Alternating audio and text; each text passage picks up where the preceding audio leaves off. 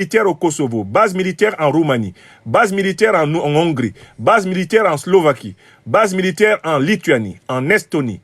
Hein, par exemple, en Pologne, il y en a 14 000. En Italie, il y en a 13 000. En Allemagne, il y a 39 000 membres des forces de défense américaines. Au Royaume-Uni, il y a 10 000 membres des forces de défense américaines. Ils sont présents aux Pays-Bas, ils sont présents en Belgique, ils sont présents en Espagne, ils sont présents au Portugal, ils sont présents en Norvège et ils sont présents en Estonie, ils sont présents au Greenland. Donc, voici des Européens qui, au mois de janvier 2026, font semblant de découvrir qu'ils sont une colonie militaire américaine.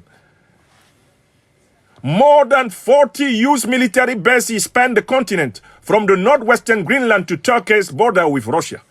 Plus de 40 bases militaires américaines occupent le continent européen, depuis le Groenland au nord jusqu'à la Turquie, à la frontière avec la Russie.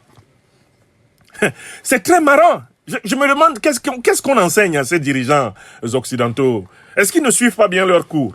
C'est-à-dire que même un élève qui a fait un cursus normal ici en France et qui a fait au moins jusqu'en classe terminale est au courant que l'Europe est une colonie militaire américaine.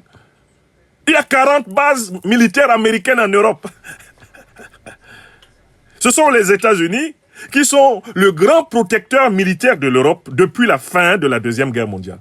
D'ailleurs, ils avaient voulu maintenir leur base militaire en France. C'est le général de Gaulle qui s'y est opposé, puisqu'il comptait sur l'empire colonial français d'Afrique, qui avait composé l'essentiel des troupes de libération de la France dans ces deux guerres mondiales, celle de 14-18 et celle de 39-45. Donc, en fait, Emmanuel Macron décide donc d'envoyer des troupes françaises faire des exercices militaires avec les troupes danoises afin de décourager Donald Trump, qui a annoncé son intention, d'annexer le Greenland aux États-Unis. Mais écoutez, soyons sérieux. Mais Emmanuel Macron, président de la République française, ne voit-il pas que l'Europe est sous occupation militaire américaine? Mais quelle est la force militaire principale dans le territoire européen? C'est l'armée américaine.